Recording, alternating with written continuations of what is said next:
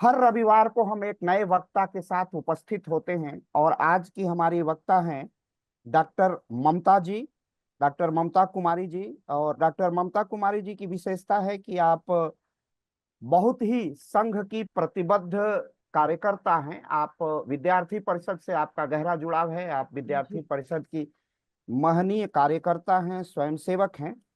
और आज का जो हमारा विषय है, बहुत बढ़िया इन्होंने विषय लिया है। तो मैं सर्वप्रथम डॉक्टर ममता जी को इस महत्वपूर्ण विषय चयन के लिए हार्दिक बधाई और शुभकामनाएं प्रेषित करता हूं। आपका धन्यवाद विषय डॉक्टर। है अहिल्याबाई होलकर, भारत के सनातन सांस्कृतिक मूल्यों की अपराजेय संरक्षिका। अगर बिल्कुल। कोई, हाँ, विदुषी नारी, वीरांगना नारी और एक अगाध संस्कृति बोध से जुड़ी हुई नारी की भारतीय इतिहास में अगर कोई स्वर्णिम अध्याय है तो वो है अहिल्याबाई होलकर का। अहिल्याबाई होलकर का विषय और वो सांस्कृतिक मूल्यों की संरक्षिका भारत में है। और गुरुजी चूंकि अंग्रेजी साहित्य के हैं और इलाहाबाद विश्वविद्यालय के हैं, और आप ही के घर से हमारे पूर्व प्रधानमंत्री, जो भारत के स्वाभिमान थे, अटल बिहारी वाजपेयी की राजनीतिक यात्रा का आरंभ हुआ था, ऐसे हमारे गुरुजी हैं, हम लोगों के बीच हैं, अभिभावक हैं। तो सर्वप्रथम मैं थोड़ा सा संक्षिप्त में अपनी परंपरा के अनुसार लोक पहल का परिचय प्रस्तुत करूंगा। लोक पहल राष्ट्रीय स्वयंसेवक संघ के स्वयंसेवकों का ही एक सदप्रयास है, एक सामाजिक हस्तक्षेप है। स्वयंसेवक एक तरंग से दूसरे तरंग की यात्रा करता है, कभी थकता नहीं है और निरंतर अपने राष्ट्रीय उत्थान के लिए, सांस्कृतिक मूल्यों को, सांस्कृतिक धरोहर के संरक्षण और उसकी रक्षा के लिए, भारत माँ की आराधना और भारत माँ की वंदना के लिए निरंतर प्रयत्नशील रहता है। लोक पहल इसी का प्रतिफल है। और पूज्य चतुर्थ सरसंघ चालक प्रोफेसर राजेंद्र सिंह उप आख्यान रज्जू भैया के जन्म जयंती वर्ष में राष्ट्रीय स्वयंसेवक संघ के प्रचारकों और कार्यकर्ताओं ने ही इसका श्री गणेश किया था। जैसे संघ के जितने प्रकल्प हैं उनकी प्रतिस्थापना व्यक्ति विशेष न करके राष्ट्रीय स्वयंसेवक संघ करता है, उसी प्रकार लोक पहल की भी प्रतिस्थापना में संघ का एक विशिष्ट योगदान था। और उसके पीछे ये चिंतन और मनन था कि जब भी सामाजिक जीवन में विकृतियां आएंगी तो संघ को ऐसे अनेकानेक मंचों की, संगठनों की, ऑर्गेनाइजेशन की आवश्यकता पड़ेगी जो संघ को सपोर्ट कर सके, जो मार्ग का विचलन है उसे रोक सके और स्वयंसेवक निरंतर अपनी यात्रा को, जीवंत यात्रा को, भारत की जीवंत यात्रा को निरंतरता में जारी रख सके। इसके लिए लोक पहल की प्रतिस्थापना हुई। लोक पहल के हमारे आदर्श हैं, जैसा कि हमारे पार्श्व में दिखाई दे रहा है, पीछे चित्र दिखाई दे रहा है, राष्ट्रीय स्वयंसेवक संघ के चतुर्थ सर संघ चालक राजेंद्र सिंह, बहुत लोकप्रिय नाम रज्जू भैया जी हमारे लोक पहल के आदर्श हैं, हमारे स्तंभ हैं, हमारे दैदीप्यमान नक्षत्र हैं। और उन्हीं के पद चिन्हों का अनुसरण लोक पहल करता है। रज्जू भैया, पूज्य रज्जू भैया एक ऐसे परिवार से आते थे जहां धन धान्यता थी। पिताजी आपके उत्तर प्रदेश में एक ही मुख्य अभियंता हुआ करता था, पीडब्ल्यूडी का, सार्वजनिक निर्माण विभाग का, उसके सबसे वरिष्ठ अधिवक्ता थे। और जो तीन भाई वो भारतीय प्रशासनिक सेवा, इधर बड़ी बड़ी सेवाओं में गए। लेकिन राजेंद्र सिंह रज्जू भैया प्रयाग विश्वविद्यालय, जिसे हम इलाहाबाद विश्वविद्यालय प्रयागराज के नाम से जानते हैं, जो भारतीय स्वतंत्रता के मुक्ति संग्राम के गतिविधियों का केंद्र था, वहां पर लेक्चरर बनते हैं, फिर हेड ऑफ डिपार्टमेंट बनते हैं, कर्मभूमि, और यहीं से राष्ट्रीय स्वयंसेवक संघ के सारे संघ चालक के पद का, दायित्व का निर्वहन करते हैं। उनका ध्येय वाक्य था कि भारत की एकता, अखंडता और भारत की सामाजिक समरसता उनका विशेष ध्यान था। और वो कितनी दूर अंदेशी दृष्टि थी पूज्य राजेंद्र सिंह, प्रोफेसर राजेंद्र सिंह रज्जू भैया की, कि आज जो भारत में जाति विखंडन का चित्र दिखाई दे रहा है, उसमें आज से 50 वर्ष पूर्व सामाजिक समरसता के लिए काम करना, यह अद्वितीय और अद्भुत था। संभवतः इस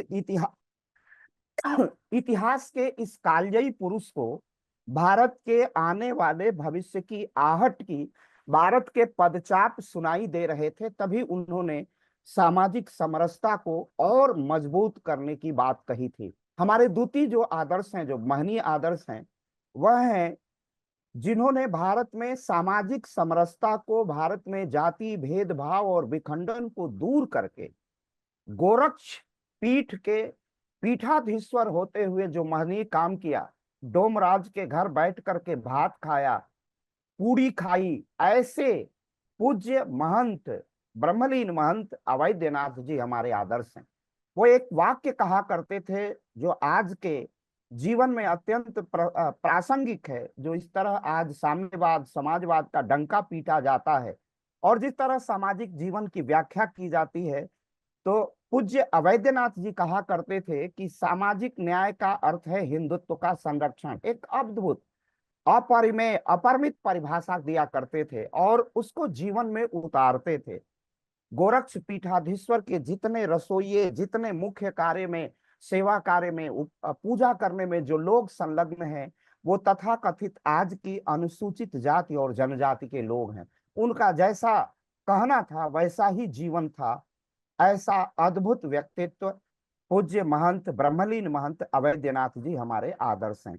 उनका एक और पुरुषार्थ और महनीय कार्य आज जो राम मंदिर दिव्य और भव्य स्वरूप में दिखाई दे रहा है, इस आंदोलन को शिखर तक पहुंचा देना, उस आंदोलन को जन जन का मंत्र बना देना, महेंद्र बैठा से उसका शिलान्यास कराना, जो अनुसूचित जनजाति के समुदाय से थे, सारी दीवारों को गिरा करके जो राष्ट्र भाव जागृत किया, वह ऐसे कालजयी महापुरुष पूज्य ब्रह्मलीन महंत अवैधनाथ जी हमारे आदर्श है। राम मंदिर आंदोलन को चरमोत्कर्ष तक पहुंचा देना, हम हैं हिंदू 60 करोड़, ताला देंगे तोड़ मरोड़, और इस राम मंदिर आंदोलन उस सेकुलरिज्म के जमाने में किस तरह नैरेटिव को ध्वस्त करते हुए, किस प्रकार पूर्वाग्रह को तोड़ते हुए हिंदुत्व की व्याख्या करते हुए और हिंदुत्व को एक नवीन धार देते हुए युवाओं को जोड़ करके बजरंग दल, विश्व हिंदू परिषद के माध्यम से इस आंदोलन को जमीन तक उतार देने वाला जो महानायक था, ऐसे पूज्य अशोक जी सिंघल हमारे आदर्श हैं।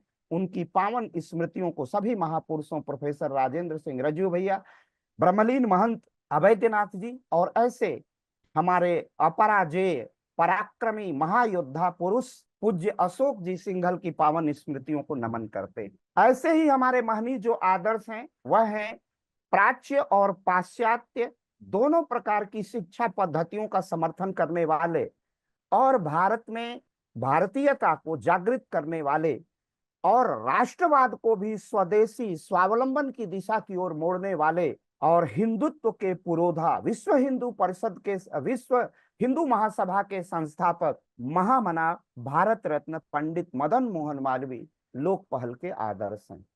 बंग भंग का आंदोलन चला था, 1910 में हिंदू महासभा की स्थापना की थी और निरंतर हिंदुत्व के पोषण संरक्षण के लिए काशी हिंदू विश्वविद्यालय की प्रतिस्थापना, इतना अद्भुत जो भारत से मांगा और इतना बड़ा दानी सब कुछ न्यौछावर कर दिया मां भारती के श्री चरणों में, ऐसे पूज्य महामना पंडित मदन मोहन मालवीय हमारे आदर्श हैं। हर खेत को पानी और हर हाथ को काम, ये हमारा पंडित दीनदयाल उपाध्याय का अंत्योदय की निष्ठा थी, उसका कार्यक्रम था और भारत को एकात्मकता के सूत्र में आबद्ध करना था।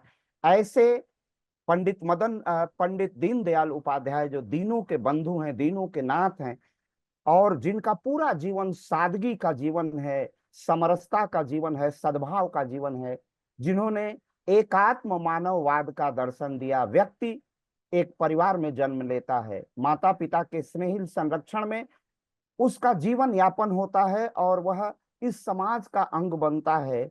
फिर उसकी एक जाति होती है, परिवार, परिवार से जाति, जाति से समाज, समाज से राज्य नामक पॉलिटिकल यूनिट, पॉलिटिकल जो राजनीतिक इकाई है, फिर उससे जो राष्ट्र, और इस राष्ट्र में एकात्म मानववाद के प्रणेता पंडित दीनदयाल उपाध्याय जी ने कहा था कि भारत की एकात्मकता का एक ही सूत्र है, सहजीवन, सह अस्तित्व और साहचर्य। और इन तीनों से मिलकर भारत की सभ्यता और संस्कृति का निर्माण होता है, जो इस राष्ट्र की एकात्मकता को मजबूती प्रदान करता है, समाज को मजबूत करता है, समाज को शक्तिशाली बनाता है।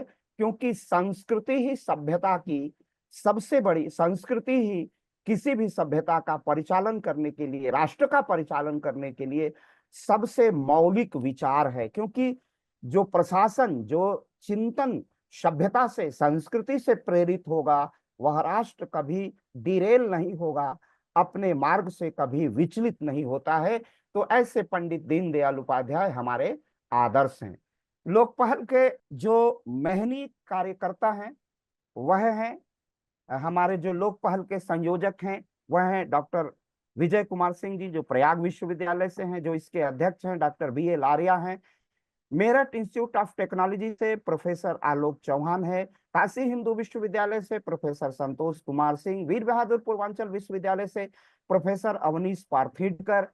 इलाहाबाद विश्वविद्यालय से डॉक्टर हर्षमणि सिंह। दिल्ली विश्वविद्यालय से हिंदी विभाग डॉक्टर ऋषिकेश सिंह। और ऐसे ही अन्य आशुतोष सिंह तोमर, आशु गुरुजी, डॉक्टर विवेक मणि त्रिपाठी जो चीन के विश्वविद्यालय में प्रोफेसर हैं, डॉक्टर राजीव रंजन जी, ऐसे ही बहुत ही महनीय कार्यकर्ताओं से, सनी कुमार, प्रभाकर चौहान, ऐसे अनेक अनेक कार्यकर्ता जो निरंतर संलग्न रहते हैं, डॉक्टर भावेश जी, इन सब, अतुल द्विवेदी जी, ऐसे महनीय कार्यकर्ताओं के योगदान से, डॉक्टर अरुण कुमार जी, डॉक्टर रंजन बाजपेयी जी, ऐसे ही कितने अन्य महनीय कार्यकर्ताओं के बल पर हम निरंतर अपनी यात्रा करते रहते हैं।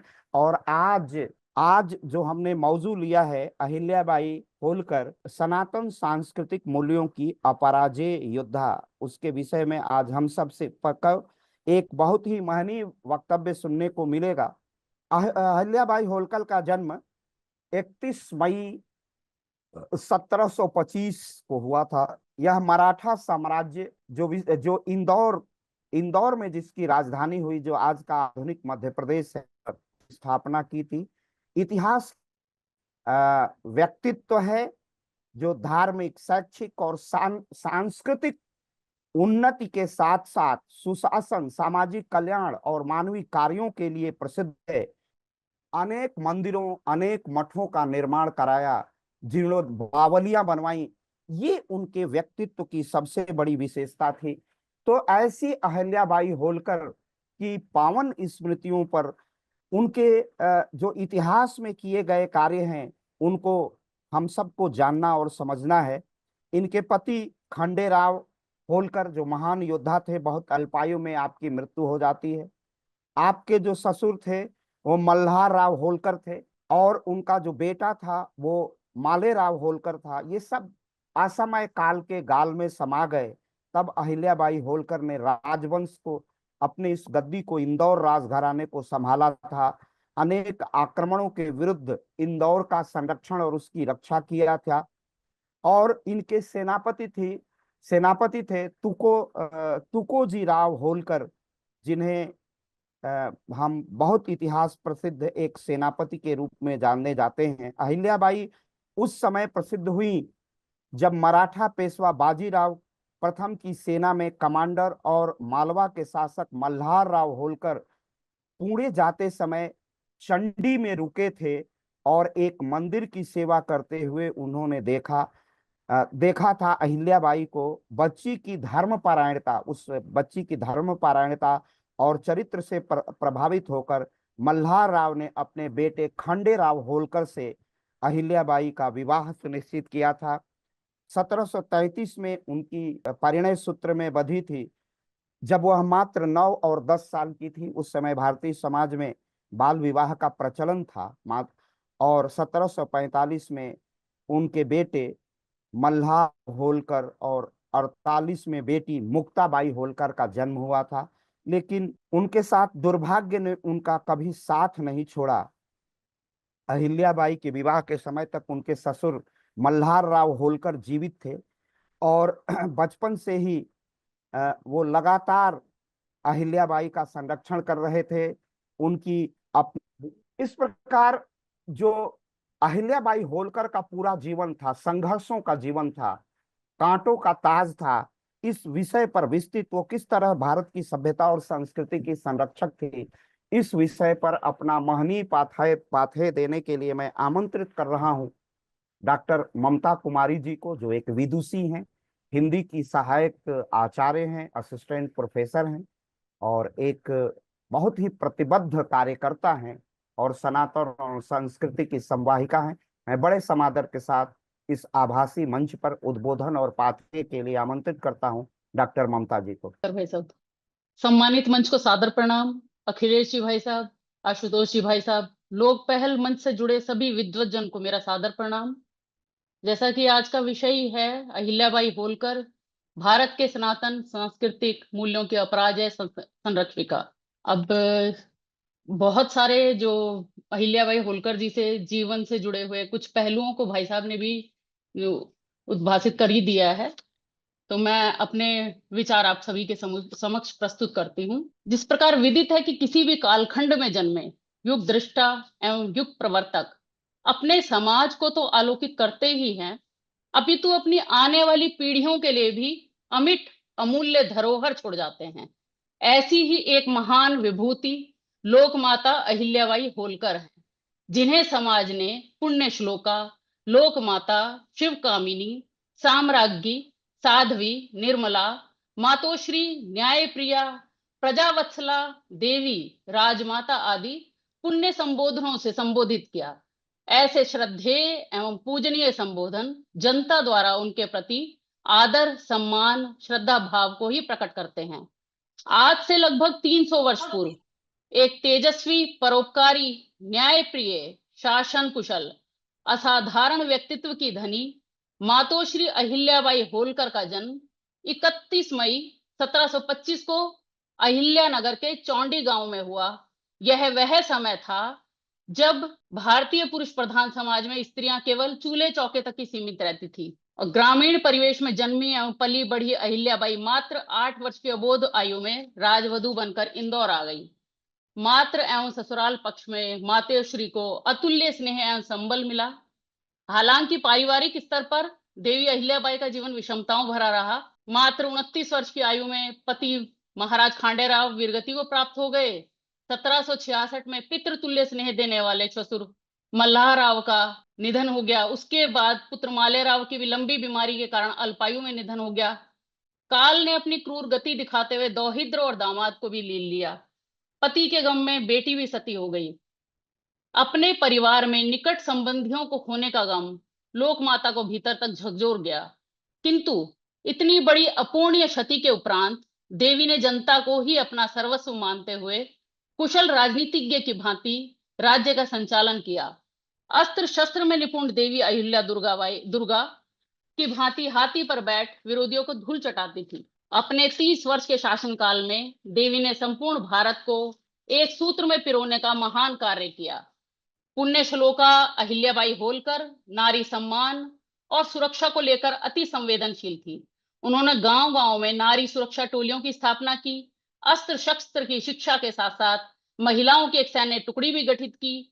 अपने जीवन काल में उन्होंने महिलाओं के आत्मसम्मान और आत्मनिर्भरता के लिए बहुत से क्रांतिकारी निर्णय लिए, जिनमें महिलाओं को संपत्ति में अधिकार, विधवा स्त्री को दत्तक पुत्र लेने का अधिकार तथा विधवा पुनर्विवाह के अधिकार शामिल हैं।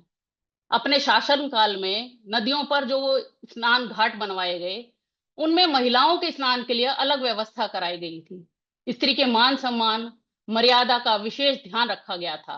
तत्कालीन समय में स्त्रियों को नाम मात्र की ही शिक्षा दी जाती थी, जिसे मातोश्री ने विस्तार प्रदान किया।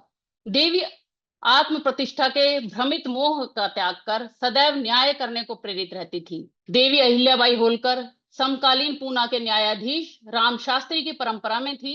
आगे चलकर इसी परंपरा में झांसी की रानी लक्ष्मीबाई आती हैं। लोक माता का जीवन वैराग्य, कर्तव्य पालन, परमार्थ, सेवा भाव का था। इनको सनातन संस्कृति की संरक्षिका एवं वाहक के रूप में देखा जाता है। वे सच्चे अर्थ में राष्ट्रीय एवं सांस्कृतिक एकता की मिसाल थी। उन्होंने मानवता की भलाई के लिए अनेक कार्य किए। वे कहती थी कि अपने से बड़ों का मान सम्मान सुरक्षित रखते हुए अपने मूल्यों को बचाए रखने का प्रयत्न करना चाहिए। परिवार व्यवस्था भारतीय संस्कृति का मूल है, जिसमें सभी को बड़ों का आदर सम्मान करते हुए अपने व्यक्तित्व का विकास राष्ट्र हित में करना ही चाहिए। कर्तव्यवान होकर अपनी प्रतिष्ठा दिखाना, बल और सत्ता के जोर पर कराए गए कार्य परमेश्वर के समक्ष उत्तरदायी होते हैं। परमार्थ के मार्ग पर चलना, धन का सदुपयोग करना, खुले मन से ईश्वर के प्रति निष्ठा रखना, दान करना, ईश्वर के मार्ग पर लोगों के लिए कार्य करते चलना। इसके साथ साथ माता घर परिवार में पति को सर्वोपरि मानते हुए कहती थी कि पति परमेश्वर है। प्रत्येक स्थिति परिस्थिति में उनका मान सम्मान व सदैव उनकी सेवा में बिना किसी विकार के तत्पर रहना चाहिए। पूज्य शंकराचार्य जी ने जिस प्रकार चारों दिशाओं में 4 मठों की स्थापना कर सनातन संस्कृति को पुनर्जीवित एवं पुनर्स्थापित किया, उसी प्रकार देवी अहिल्या ने पूर्व से पश्चिम और उत्तर से दक्षिण तक विखंडित हिंदू धर्म और संस्कृति को एक सूत्र में बांधकर भारत में सांस्कृतिक गौरव की पुनर्स्थापना की। उनका शासनकाल मालवा का स्वर्णिम काल होने के साथ साथ राष्ट्र के सांस्कृतिक उत्थान का समय भी रहा। अहिल्याबाई होलकर जी माता ने अपने राज्य के साथ साथ देश के सांस्कृतिक गौरव की पुनर्स्थापना की। भारतीय सनातन संस्कृति का अभिन्न अंग मंदिरों का पुनर्निर्माण कराया। उन्होंने भारत के लगभग 130 विभिन्न तीर्थ स्थलों का पुनर्निर्माण कराया, जिसमें से गुजरात का सोमनाथ मंदिर, सभी ज्योतिर्लिंग, बद्रीनाथ धाम, दक्षिण में रामेश्वरम, जगन्नाथपुरी, द्वारिका, मथुरा श्री कृष्ण मंदिर, वाराणसी में विश्वनाथ विष्णु धाम मंदिर और मणिकर्णिका घाट आदि का विशेष स्थान है। इसी प्रकार लोक कल्याण, कृषि एवं प्रकृति भारतीय संस्कृति का अभिन्न अंग है। उसे देखते हुए महारानी अहिल्याबाई ने कृषि एवं प्रकृति पर आधारित कुटीर एवं हस्तकला उद्योग को प्रोत्साहित कर पुनर्स्थापित किया। खेती की सही उपज के लिए तालाब व नहरों से पानी की निकासी के माध्यम तक गांव-गांव तक पानी पहुंचाया। प्रकृति को ईश्वर मानने वाले वनवासियों, भीलों एवं घुमंतु टोलियों को खाली जमीन पर खेती करने के लिए प्रोत्साहित किया। विश्व प्रसिद्ध माहेश्वरी साड़ी उद्योग स्थापित किया, जिसमें बलिदानी सैनिकों व कैदियों की पत्नियों को वरीयता दी गई, जिससे कि वे अपने परिवार का भरण पोषण कर सकें और किसी के आगे उन्हें हाथ फैलाना ना पड़े। महिला स्वावलंबन की ओर उठता है, यह कदम महिला सशक्तिकरण की नींव पर ही संभव हो पाया। भारतीय संस्कृति में निहित सर्वजन हिताय सर्वजन सुखाय की उक्ति मातोश्री अहिल्याबाई होलकर के जन कल्याणकारी कार्यों में प्रमुखता से देखी जाती है। भारतीय संस्कृति में नदियों को माता रूप में, वृक्षों को देव रूप में पूजने वाली देवी ने अपने राज्य में और राज्य से बाहर पूरे भारत में मंदिरों के निर्माण के साथ साथ नदियों, सरोवरों, घाटों की स्थापना की। प्यासे पथिकों के लिए प्याऊ, कुएं, बावड़ियों आदि का निर्माण कराया। पुराने मार्गों का निर्माण कराया। मंदिरों में विद्वानों की नियुक्ति की। तत्कालीन समय में मुस्लिम आक्रांताओं से अपने साम्राज्य को बचाने के साथ युद्ध के मैदान में सेना के साथ स्वयं सेना में शामिल हो युद्ध भी लड़ा करती थी। देवी के शासनकाल के दौरान सांस्कृतिक उत्थान में महेश्वर साहित्य, मूर्तिकला, संगीत आदि कला का केंद्र बन गया था। देवी शिव भक्त थी।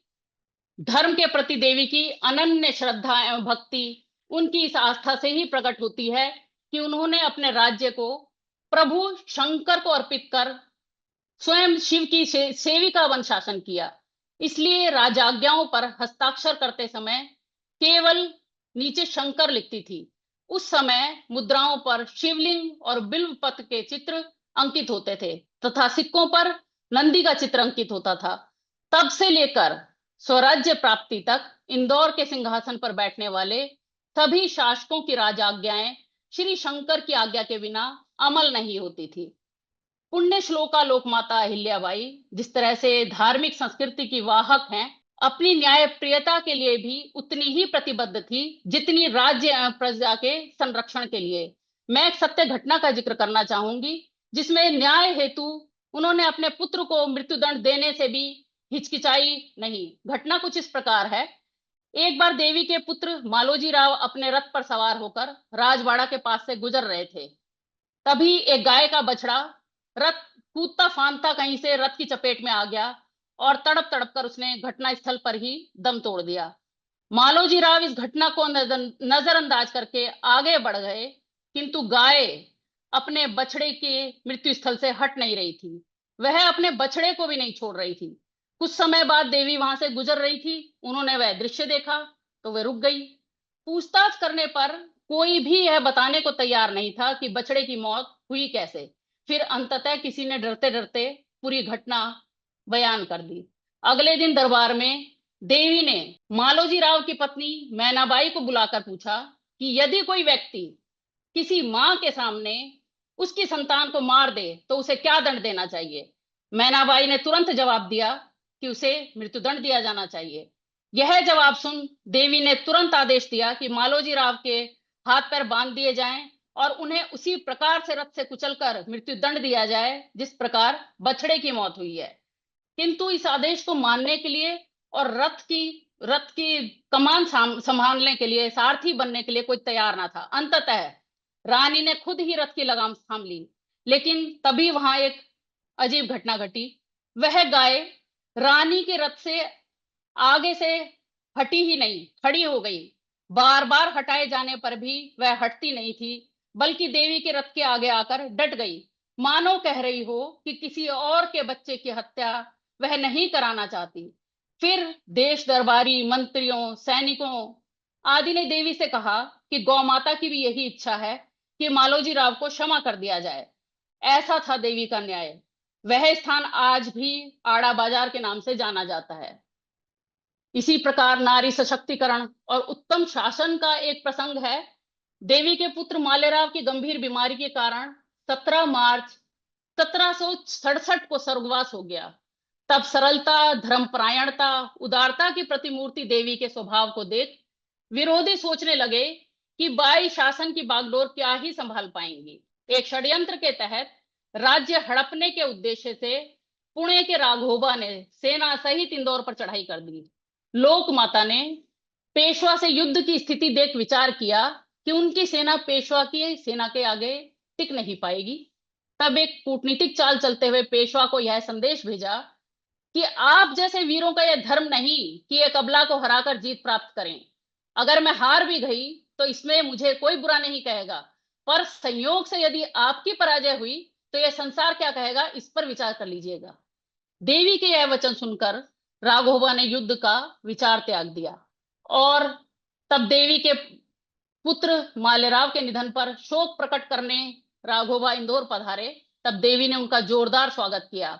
उनके जाने के बाद दरबार में साहस के साथ गरजती हुई बोली कि जो लोग मुझे असहाय अबला जानकर मेरा अधिकार हड़पना चाहते हैं, उनको मैं बता देना चाहती हूं कि यह राज्य मेरे ससुर ने अपनी तलवार के पराक्रम और मेहनत से कमाया हुआ है। इस राज्य पर केवल मेरा अधिकार है, क्योंकि मैं संस्थापक और प्रथम शासक की पुत्र वधू, दूसरे की धर्मपत्नी और तीसरे की माता हूं। कोई भी मेरे अधिकार से मुझे वंचित नहीं कर सकता। आज्ञा का पालन करना मेरा धर्म और कर्तव्य है। अपने कुल के प्रति भी मेरा यही दायित्व है, जिन्हें मैं शिव की कृपा से हर हाल में निभाऊंगी। जो कोई भी मेरे मार्ग में आड़े आएगा उसका समूल नाश कर दूंगी। देवी की यह गर्जना सुनकर सभी के पसीने छूटने लगे। कूटनीति और राजनीतिक सूझबूझ से देवी षड्यंत्रकारियों के षड्यंत्रों को ध्वस्त कर देती थी।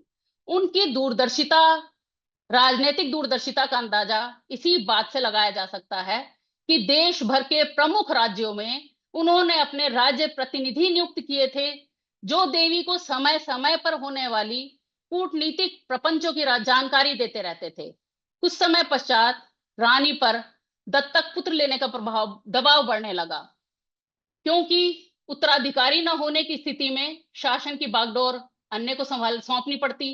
रानी जिस प्रकार प्रजा को अपनी संतान मान, कुशल प्रशासन और न्यायप्रियता से प्रजाहित में कार्य कर रही थी, रानी की वह प्रजा संकट में पड़ जाती।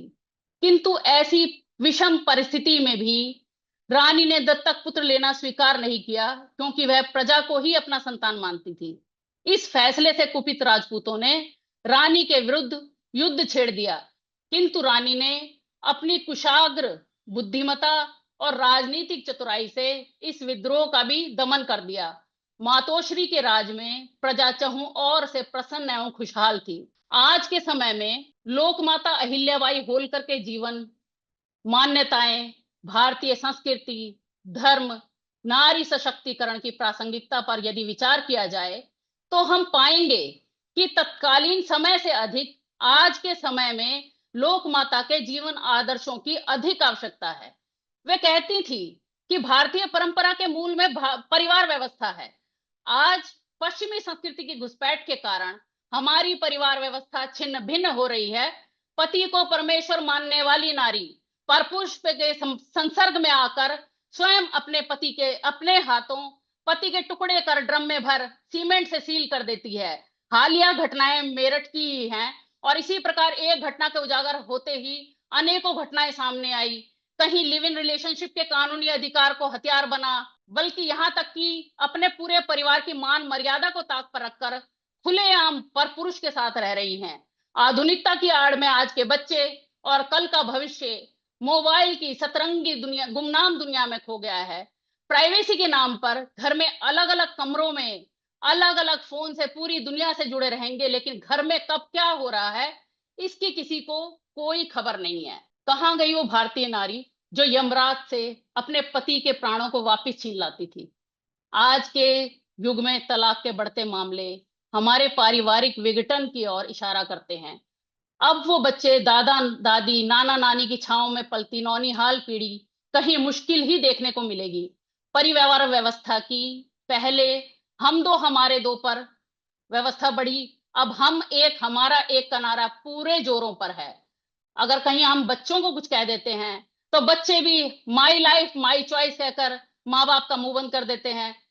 आज की नारी कुछ कुछ अगर मैं उदाहरण दूं तो ऐसा देखा गया है, संतान को जन्म देकर अपनी सुगठित काया को खराब नहीं करना चाहती, क्योंकि ऐसी नारी चिर सौंदर्य एवं सदैव जवान बनी रहना चाहती है। हम भारतीय संस्कृति में युगों युगों से राम के लोकमंगलकारी स्वरूप को आदर्श स्वरूप मानते आए हैं, जिसमें आदर्श पुत्र, आदर्श भाई, आदर्श पति, आदर्श राजा, आदर्श संचालक की भूमिका में। किंतु आज ये सभी संस्कार विलुप्त होते दिख रहे हैं। लोकमाता ने परिवार संस्था को सनातन संस्कृति के लिए महत्वपूर्ण बताया, किंतु आज हम देख रहे हैं कि वैश्विक बाजार के कुचक्र के फलस्वरूप माता पिता के रूप में मन बहलाने के लिए बच्चे ना पैदा करने पड़े और प्लास्टिक और रबड़ के नकली बच्चों की फैक्ट्रियां शुरू हो रही हैं। जो बटन दबाने पर रोएगा, आप बटन दबाएंगे तो हिलेगा डुलेगा, किंतु आप पर संतान की जिम्मेदारी, उस नकली बच्चे की रोजमर्रा की जिम्मेदारी नहीं है। आप उसके मलमूत्र खिलाने पिलाने की जिम्मेदारी से मुक्त हैं। समझ नहीं आ रहा कि भारतीय परिवार व्यवस्था भी किस दिशा में आगे बढ़ रही है। हो सकता है कि मेरे विचार नारीवादिता का झंडा उठाए, सो कॉल्ड फेमिनिस्टों को रास ना आए, किंतु आज अमूमन यही हाल है। लोकमाता के शासन संबंधी विचारों को भी यदि देखा जाए तो उन विचारों से आज के नेताओं को सीखना चाहिए। केवल अपने हितार्थ काम न करके थोड़ा ध्यान जनता की भलाई के लिए किए जाने वाले कार्यों की तरफ भी होना चाहिए।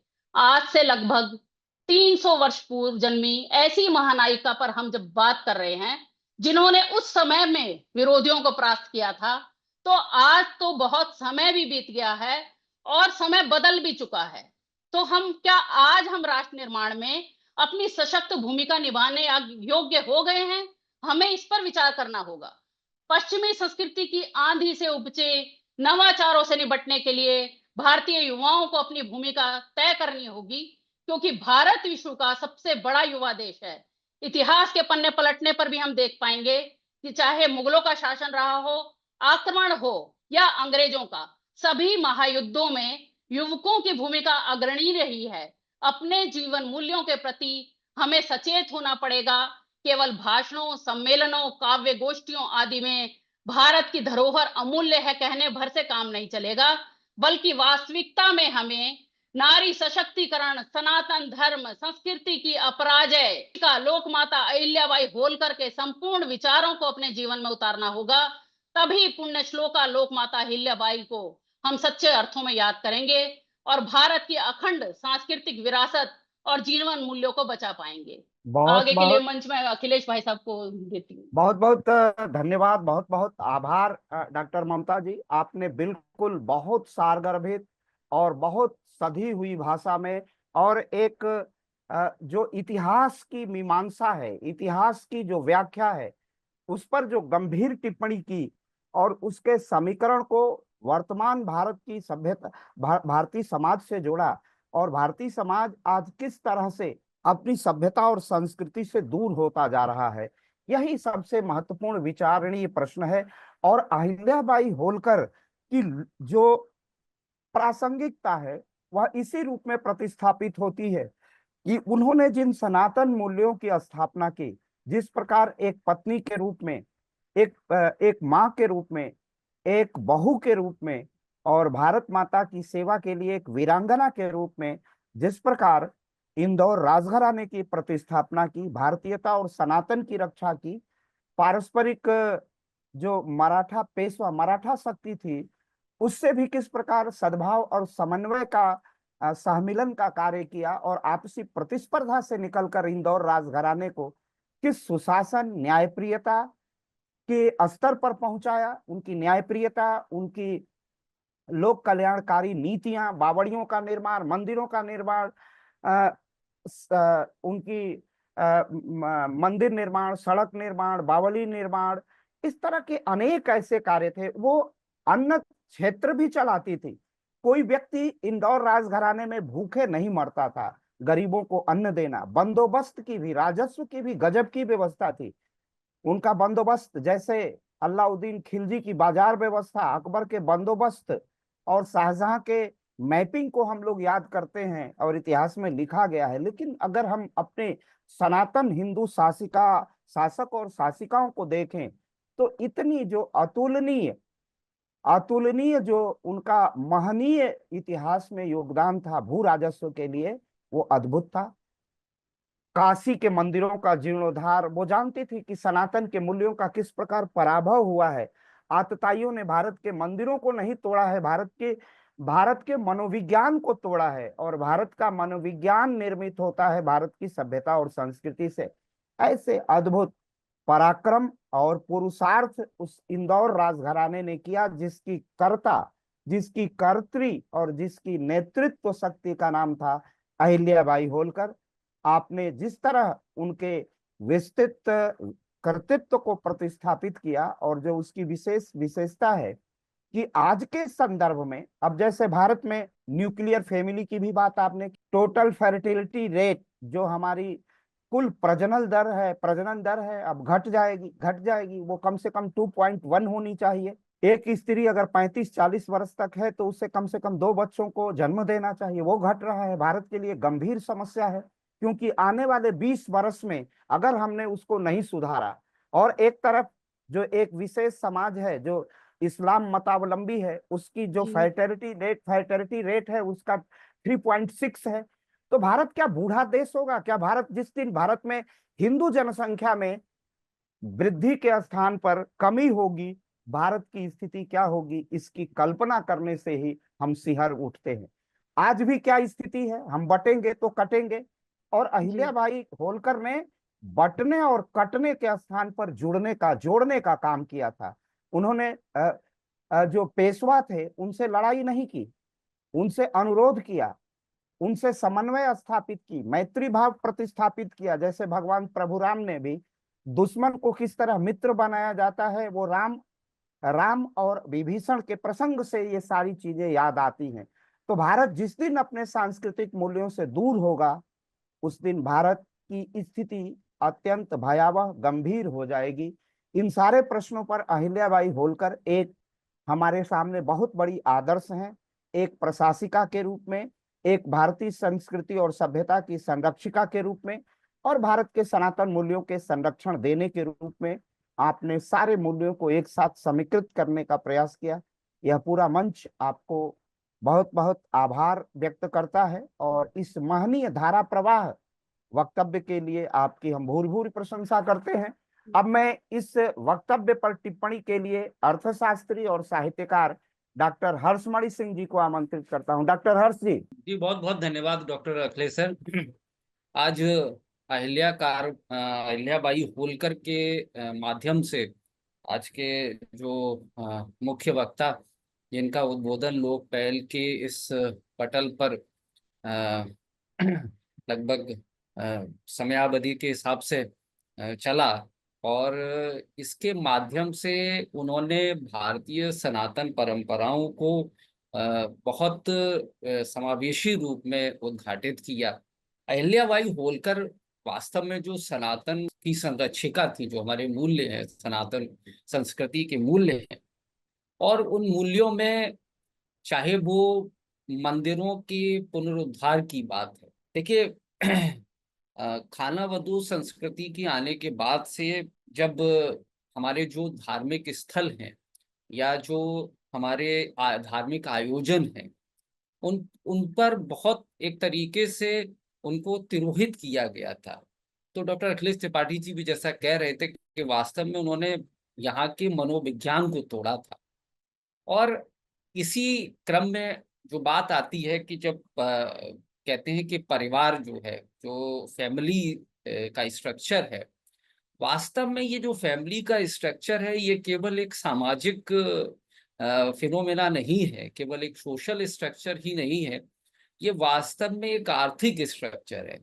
और ये बहुत ही विकसित सामाजिक आर्थिक स्ट्रक्चर था, जिसको न केवल खाना वधू संस्कृति ने बल्कि ब्रिटिशर्स ने भी कई बार इस पर प्रहार किया कि अगर हम यहाँ की पारिवारिक व्यवस्था को ब्रेक कर दें तो हम चाहे वो स्त्रियों के स्त्री विमर्श के नाम पर ही हम तोड़ दें।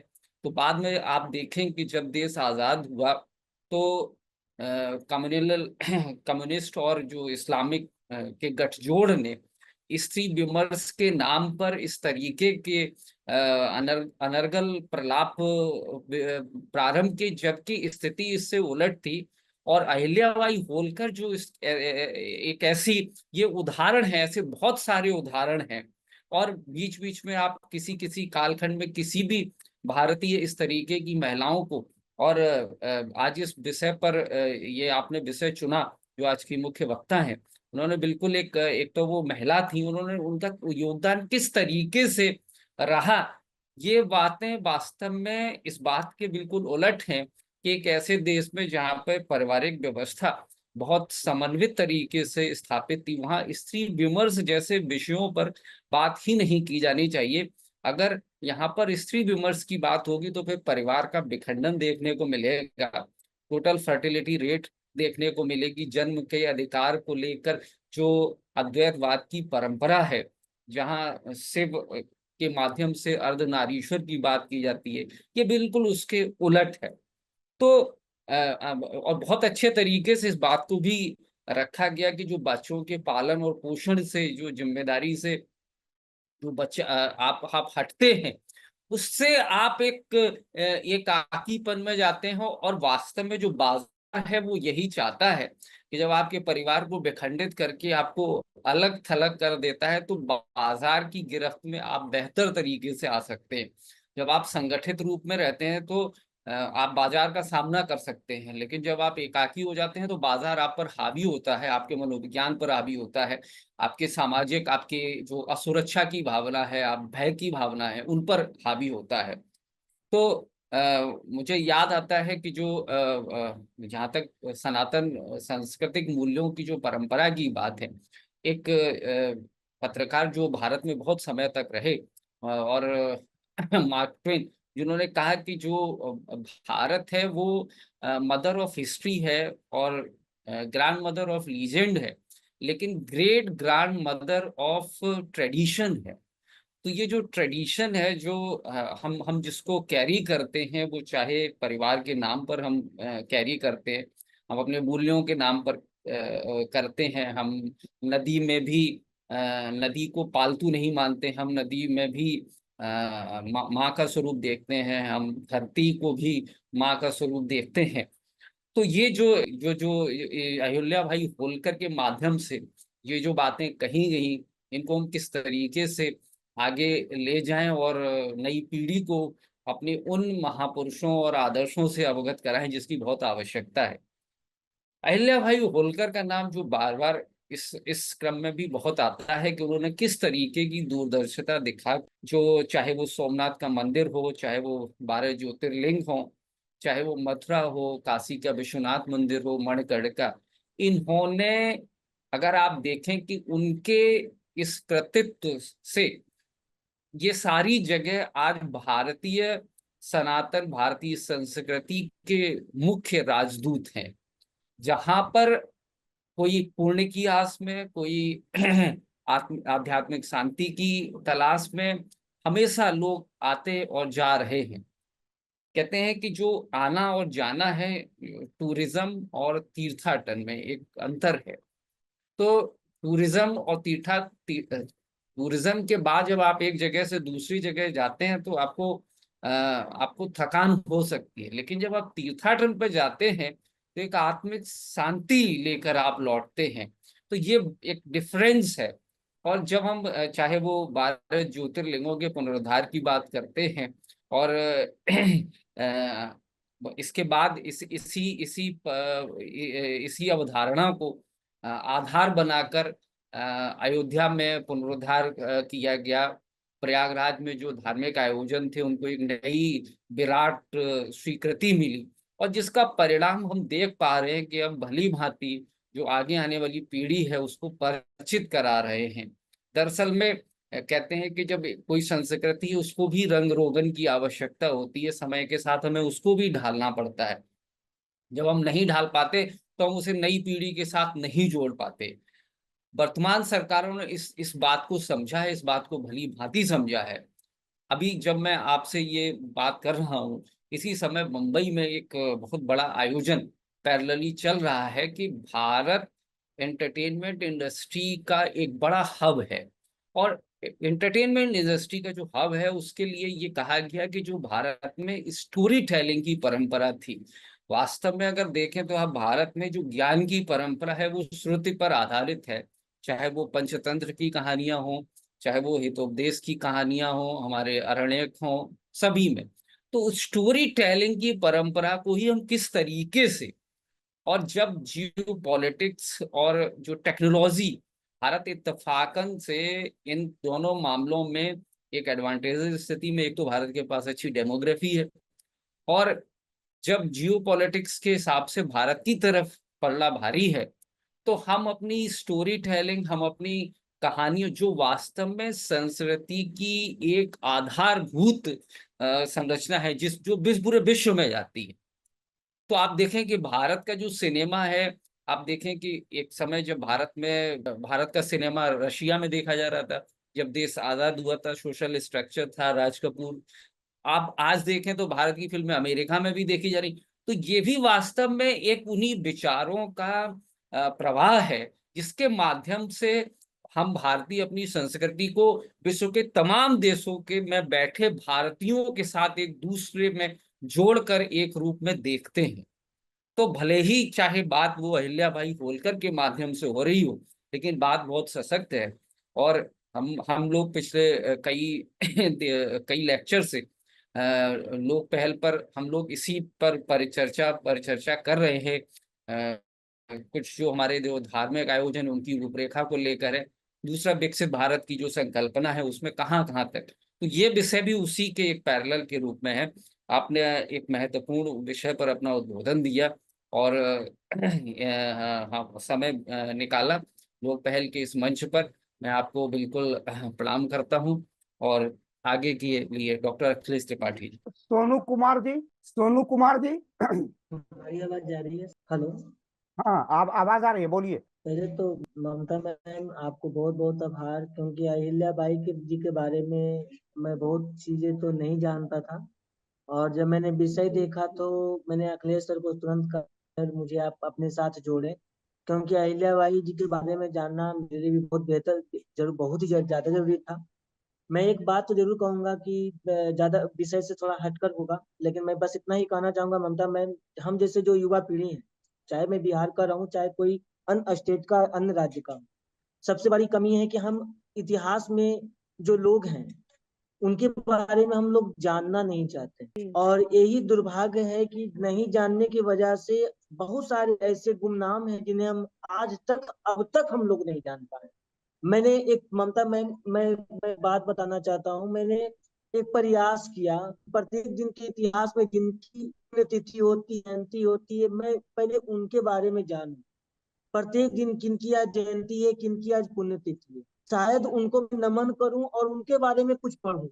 तो मैंने एक प्रयास में पाया कि किसी बहुत सारे ऐसे शख्स निकल आए, गुमनाम थे, जिनके बारे में मैं भी नहीं जानता था।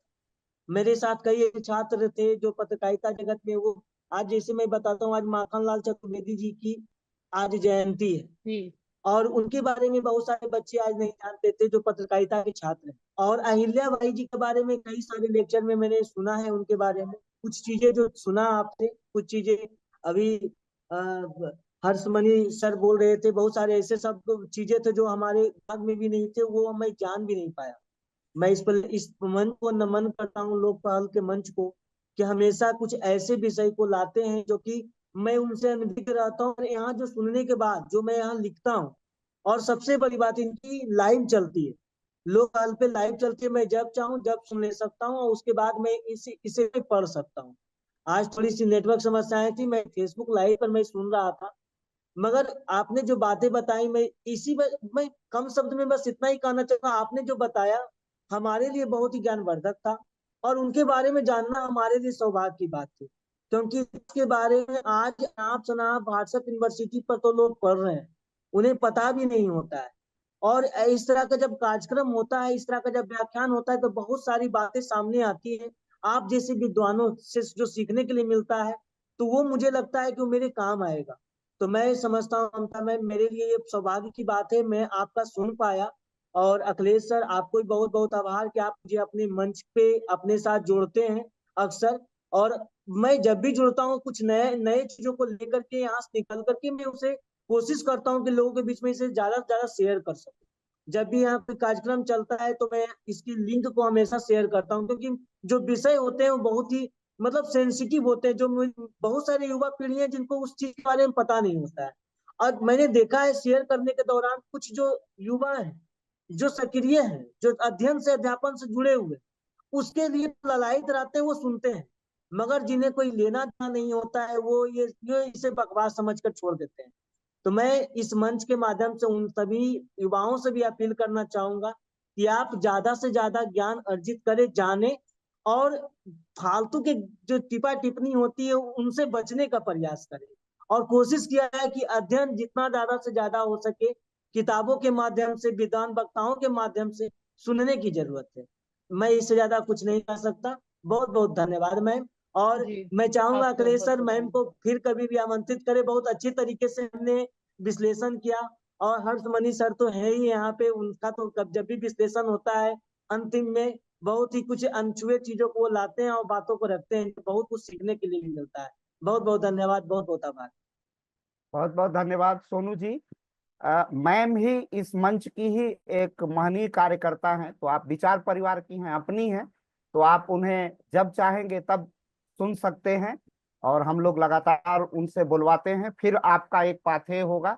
हम लोगों के साथ हिमाचल केंद्रीय विश्वविद्यालय दीनदयाल उपाध्याय अध्ययन केंद्र के प्रोफेसर उदयभान सिंह सर जुड़े हुए हैं। अगर बोलने की स्थिति में होंगे तो सर से मैं आग्रह करूंगा कि अवश्य कुछ दो शब्द कहें। यद्यपि वो यात्रा क्रम में हैं, हमारे संघ कार्यकर्ता हैं और उत्तरदायित्व वाले कार्यकर्ता हैं, तो मैं निवेदन करूंगा। प्रोफेसर उदयभान सिंह सर, क्या मुझे सुन पा रहे हैं? उन्होंने पहले ही अनुरोध किया था कि वह प्रज्ञा प्रवाह के बड़े राष्ट्रीय पदाधिकारी हैं और वो यात्रा के क्रम में हैं। आशु गुरु जी, एक संक्षिप्त उद्बोधन अहिल्याबाई होलकर के इस व्याख्यान पर। आशु गुरु जी।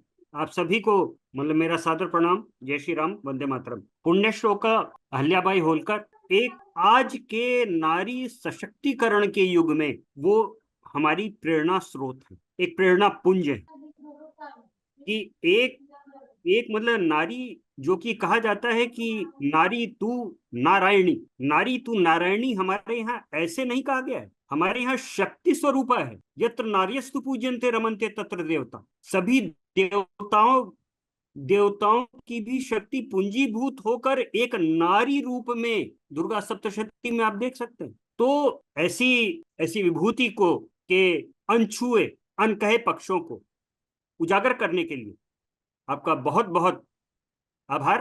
धन्यवाद। और मैं कुछ अपने तरफ से कुछ बातें जरूर मैं कहना चाहूंगा। देखिए, एक एक विदेशी हमारे बारे में जानने के लिए अधिक लालायित, और ये हमारा दुर्भाग्य है कि हमारा भारतीय जो है वो बस केवल एक एक एक मतलब टेक्स्ट बुक या कॉन्टेक्स्ट के हिसाब से कॉन्टेक्चुअल ही वो जानना चाहता है, जो कि उसको मतलब मान लीजिए किसी परीक्षा के लिए उसको मतलब सक्षम बना दे बस। और विज्ञान, हाँ, ज्ञान और विज्ञान कोई बस केवल एक टेक्स्ट बुक नहीं है, टेक्स्ट बुक के अलावा भी बहुत चीजें, और यही चीज हमारे यहाँ ज्ञान परंपरा थी। ये ज्ञान परंपरा थी हमारे यहाँ। लोग पठन पाठन में विश्वास रखते थे।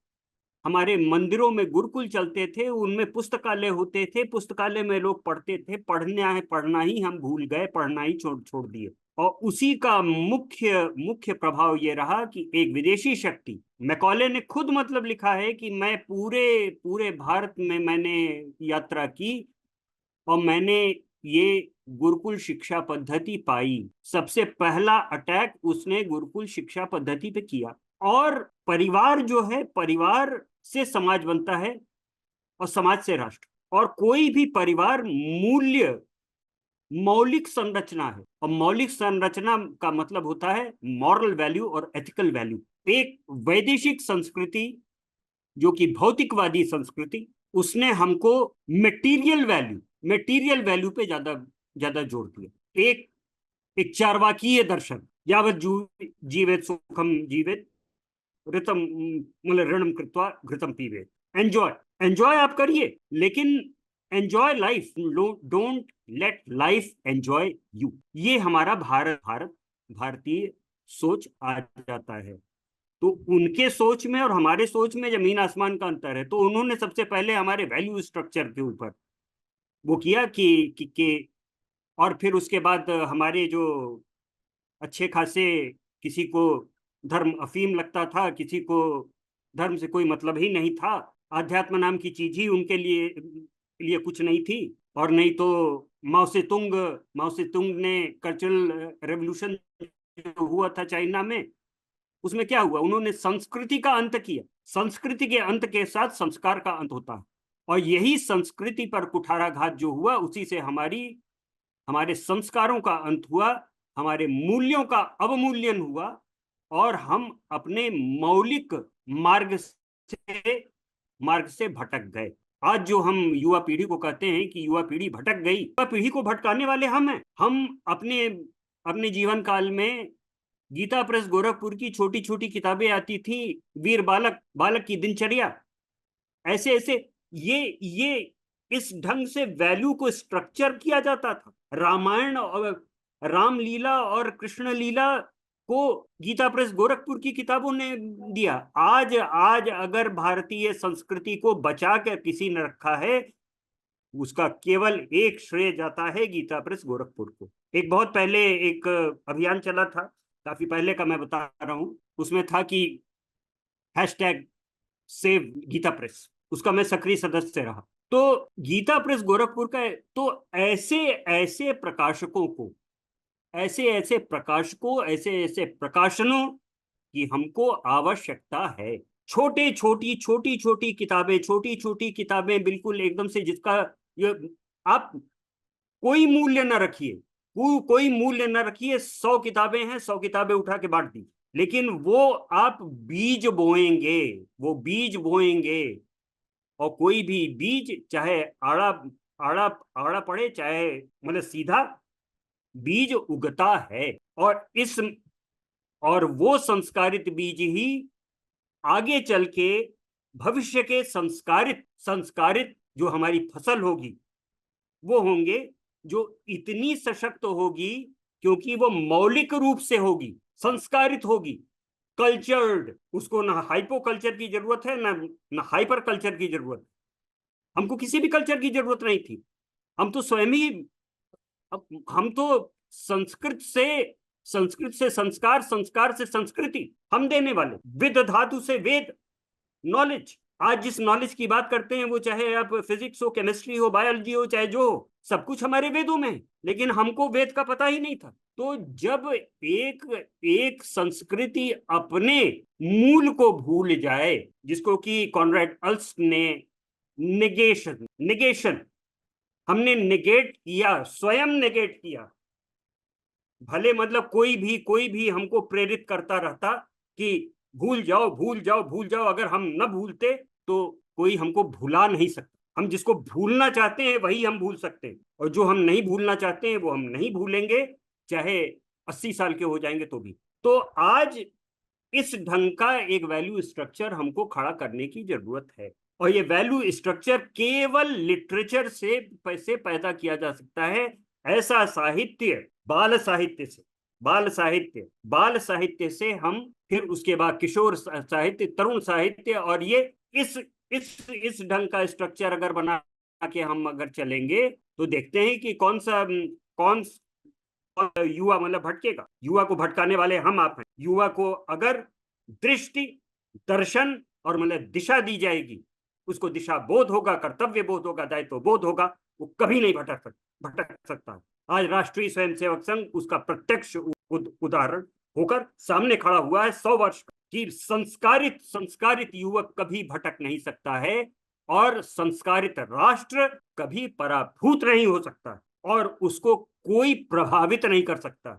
हमको कोई प्रभावित नहीं कर सकता। हम शुरू से आंग्ल साहित्य से मतलब पढ़े, आंग्ल शिक्षा पद्धति से पढ़े, लेकिन आज हम आपके बीच में और उनकी खटिया खड़ी करते हैं, जबकि उसी से हम भी मतलब पढ़ के आगे बढ़े, लेकिन उनकी खटिया हम खड़ी कर देते हैं। तो आज हमारे अंदर अगर ये सामर्थ्य आ जाए कि हम भारतीय हैं, और भारतीय सबसे समर्थ है, एक समर्थ भारतीय के रूप में अगर हम खड़े हो जाएंगे, विश्व की कोई ताकत हमारे सामने नहीं टिकेगी, और हम विश्व गुरु क्या, विश्व को दृष्टि, दर्शन, बोध और दिशा और दशा बदलने में समर्थ होंगे। जय श्री राम, वंदे मातरम, भारत माता की जय। बहुत ही प्रभावी दृष्टि, दर्शन और दिशा बोध, कर्तव्य बोध, ये भारत की सभ्यता और संस्कृति का आधार है।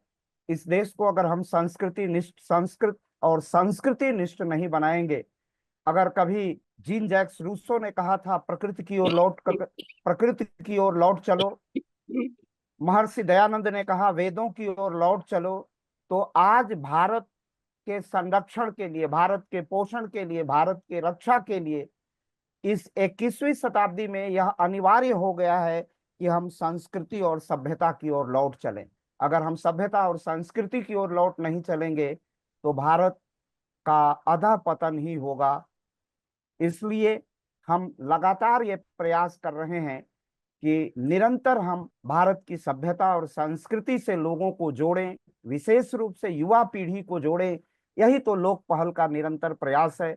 आज के कार्यक्रम में हमारी मुख्य वक्ता डॉक्टर ममता जी, आशुतोष प्रताप सिंह आशु गुरु जी, अमन गुप्ता जी जो हमारे शिष्य हैं, अरविंद कुमार जी, आशुतोष मिश्रा जी, डॉक्टर हर्ष जी, सनी कुमार जी, प्रोफेसर उदय भान सिंह सर जुड़े हुए हैं। सभी का बहुत बहुत आभार और अभिनंदन। प्रभाकर चौहान जी, डॉक्टर रेखा मल्ल जी, ये हमारे जितने महनीय कार्यकर्ता इस आभासी मंच पर जुड़े थे और लाइव हमारा प्रसारण फेसबुक पर देख रहे, और हमारे यूट्यूब को देखने वाले जो लाखों दर्शक हैं, उन सभी को मैं विनम्र अपना प्रणाम निवेदित करता हूं। लोक पहल उनके प्रति अपना अभिवादन प्रस्तुत करता है और निवेदन करता है कि हमारे चैनल को, यूट्यूब चैनल को अधिक से अधिक सब्सक्राइब करें, हमारे फेसबुक चैनल को अधिक से अधिक लाइक करें। ये आपका एक लाइक करना और सब्सक्राइब करना हमारे लोक पहल के लिए और राष्ट्र के याज्ञिक अनुष्ठान में आपका महनीय बहुत महत्वपूर्ण योगदान होगा। और 1 घंटे, 1.5 घंटे, 2 घंटे हफ्ते में मैं केवल राष्ट्र के लिए लोक पहल मांगता है सभी महानुभावों का। और आज के कार्यक्रम को कुशलता पूर्वक संचालित कर रहे हमारे भाई श्री प्रथम शर्मा जी, का मैं विशेष रूप से आभार व्यक्त करता हूं, अभिनंदन करता हूं कि उनके सदप्रयासों से आभासी मंच सजता है, उसका लाइव प्रसारण सुनिश्चित होता है और लाखों लोगों के बीच अपनी पहुंच बनती है। हम अपने संवाद को, अपने विमर्श को लेके पहुंचते हैं। तो श्री प्रथम शर्मा जी को भी बहुत बहुत आभार और अभिनंदन। और अब मैं निवेदन करूंगा कि प्रथम जी आज के कार्यक्रम का समारोप करें। वीडियो को एंड तक देखने के लिए धन्यवाद। ऐसी ही और वीडियोस के लिए देखते रहिए हमारा YouTube चैनल लोक पहल।